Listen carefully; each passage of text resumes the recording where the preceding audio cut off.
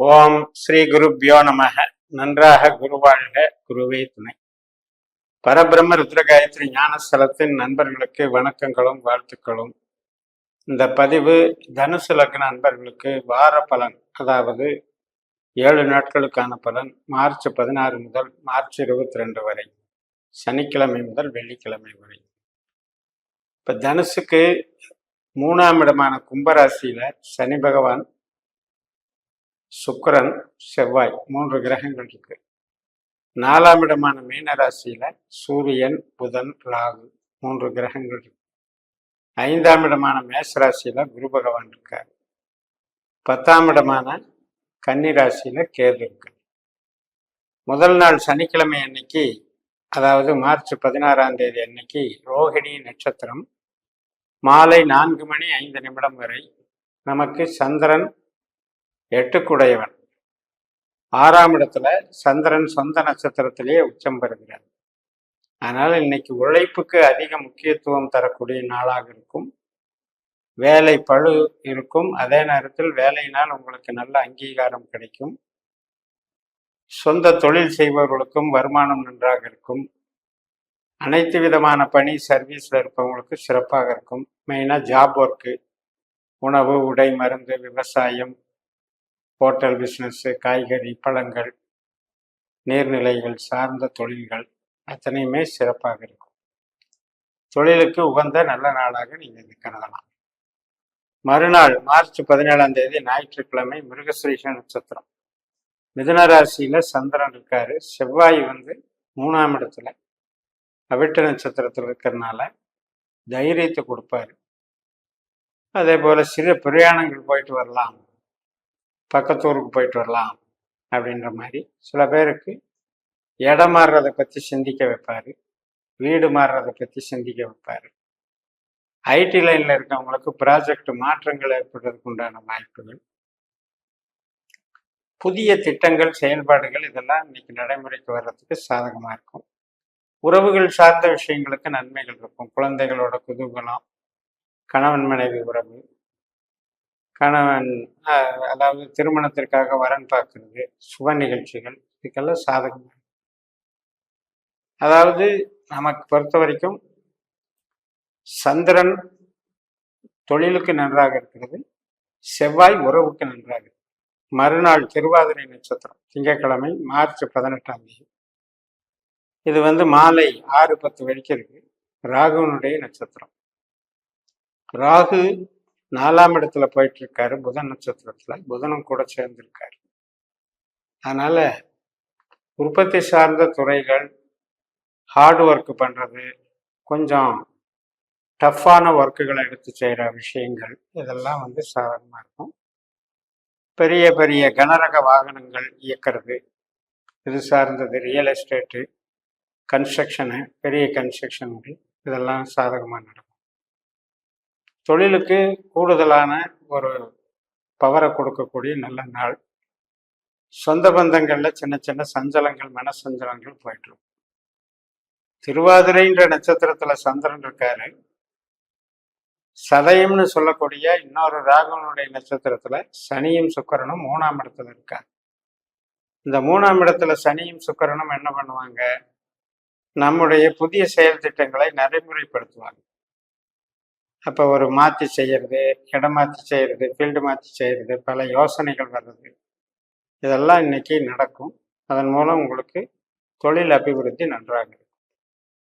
ஆரோக்கியத்துக்கு சின்ன சின்ன சில பிரச்சனைகள் இருக்கும். சுவாச உறுப்புகள் சம்மந்தப்பட்டது, ஃபுட் பாய்சன், பழைய உணவுகளை சாப்பிடாம இருக்கிறது, குடல் சம்மந்தப்பட்ட அசிடிட்டி, இதெல்லாம் பார்த்துக்கணும். மார்ச் 19ஆம் தேதி புனர்பூச நட்சத்திரம். 7ஆம் வீட்டில் குருவோட நட்சத்திரத்துல மிதுன ராசியில சந்திரன் போறார். குரு நமக்கு 5ஆம் வீட்டில் பரணி நட்சத்திரத்தில் இருக்கிறதுனால, பரணிக்குண்டான சுக்கிரன் 3ஆம் வீட்டில் இருக்கிறதுனால கணவன் மனைவி உறவு, புதுசா திருமண வரன் பார்க்கறது, சுபகாரியங்கள், குழந்தை பிறப்பு அனைத்துக்குமே நல்லா இருக்கும். மற்றும் நமக்கு சந்தோஷத்தை கொடுக்கக்கூடிய நாளாக அமையும். ஒரு குடும்பத்தோட சேர்ந்து ஒரு கொண்டாட்டமாக இருக்கிறது, குதூகலமாக இருக்கிறது. குழந்தைகள் வழி மகிழ்ச்சியை தரக்கூடிய நாளாகவும் அமையக்கூடும். உற்பத்தி சார்ந்த துறையில் இருப்பவங்களுக்கு இன்னைக்கு கொஞ்சம் மந்தமாகுது. அதே ஐடி, கமிஷன் துறை, கலைத்துறை இவங்களுக்கெல்லாம் ரொம்ப சிறப்பாக வேலை செய்யும். மறுநாள் மார்ச் 19ஆம் தேதி புனர்பூச நட்சத்திரம், குருவனுடைய நட்சத்திரம், செவ்வாய்க்கிழமை முடிந்து விடுகிறது. மார்ச் 20ஆம் தேதி புதன்கிழமை பூச நட்சத்திரம். கடகராசிக்கு சந்திரன் மாறுகிறார். 8ஆம் வீட்டில் சந்திரன் வர்றார்.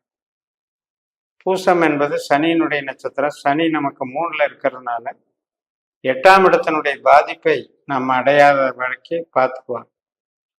3ல் தைரியத்தை கொடுப்பாரு, நல்ல வழிகாட்டுதலை செய்வார், எந்த விதத்திலையும் ப்ராப்ளம் இல்லாத ஒரு சூழலை உருவாக்கிடுவார். இடமாறுதல், வீடு மாறுதல், பிரயாணம் போதல் பக்கத்தில், இது மாதிரி நிகழ்வுகளுக்கு சாதகமாகும். அதனால இன்னைக்கு சந்திரன் 8ல் இருக்காருன்னா ஒன்றும் பயப்பட்டுக்க வேண்டியதில்லை. அடுத்த நாள் ஆயில்ய நட்சத்திரம், மார்ச் 21ஆம் தேதி புதனுடைய நட்சத்திரம். இப்போ புதன் நமக்கு 4ஆம் இடத்துல இருக்கார் இல்லையா, அதனால உற்பத்தி சார்ந்த துறை, தொழில், கட்டுமான துறைகள், கன்ஸ்ட்ரக்ஷன் லைனு, போக இண்டஸ்ட்ரீஸு, எல்லா விதமான ட்ரேடிங் பண்ணுறது, கம்ப்யூட்டர் சாதனங்கள், எஜுகேஷனல் இண்டஸ்ட்ரீஸு, இது எல்லாமே எடுத்துக்கலாம். இதுக்கெல்லாம் வேகம் அதிகமாக இருக்கும், ஒர்க்லோட் அதிகமாக இருக்கும். அதுக்கு தகுந்த ரியல் எஸ்டேட் சம்மந்தப்பட்ட விஷயங்களும் நல்லா இருக்கும். ஆனால் அதே நேரத்தில் உறவு சார்ந்த விஷயங்களுக்கு இன்னைக்கு நம்ம முன்னெடுக்கக்கூடாது. உறவு சார்ந்த விஷயங்களுக்கு சின்ன சின்ன அதிருப்தி, சஞ்சலத்தையும் தரும். நம்ம ஒன்று சொன்னால் அவங்க ஒன்று நினச்சிக்கிட்டு கிளாஷ் ஆகிறதுக்கு வாய்ப்பு இருக்கு. இந்த நாளை நம்ம பொருளாதாரம் சார்ந்த விஷயங்களுக்கு பயன்படுத்தி கொள்ள வேண்டும்.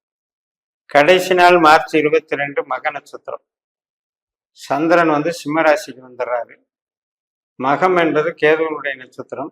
கேது நமக்கு 10ஆம் வீட்டில் இருக்கார் இல்லையா, அப்ப தொழிலுக்கு பலத்தை கொடுத்துருவார், அந்தஸ்து கௌரவத்தை வளர்த்துவார்.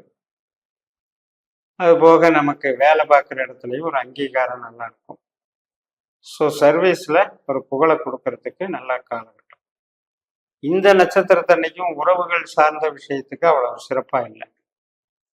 ஏன் அப்படின்னா கேது 10ஆம் இடத்துல இருக்கிறதுனால 10ஆம் இடம் என்பது 5ஆம் இடமான சந்தோஷம், 11ஆம் இடமான சந்தோஷம், இதையெல்லாம் கொஞ்சம் அரெஸ்ட் பண்ணிடும். அதனால பரபரன்னு வேலை பார்க்கறது, பணம் சம்பாதிக்கிறது, பொருள் சார்ந்த எண்ணங்கள், பணிகள், இது சார்ந்துதான் நமக்கு அன்னைக்கு சிந்தனைகள் ஓடும். அந்த வகையில் இந்த 7 நாட்களுமே நீங்கள் பயன்படுத்திக்கணும். உங்களுடைய ஜனன ஜாதகத்தில் நீங்கள் உபநட்சத்திர கான்செப்டுங்கிறத கணிச்சு பார்த்து அதைப்படி இந்த மாதிரியான விஷயங்களை எல்லாம் பார்த்துக்கணும். கோச்சாரத்திலையும் சரி, திசாபுத்தி அந்தரத்திலையும் சரி, இன்னும் துல்லியமாக உங்களுடைய கேள்விகளுக்கு பதில் கிடைக்கும் என்று கூறி நிறைவு செய்கிறேன். இந்த சேனலை சப்ஸ்கிரைப் பண்ணி ஷேர் பண்ணுங்கள். உங்கள் தனிப்பட்ட ஜாதக பலாபலன்களை என்னுடைய வாட்ஸ்அப் நம்பரில் தொடர்பு கொண்டு பலன் பெறுங்கள். உங்களிடமிருந்து விடைபெறுகிறேன். உங்கள் ஜெயம். நன்றி, வணக்கம்.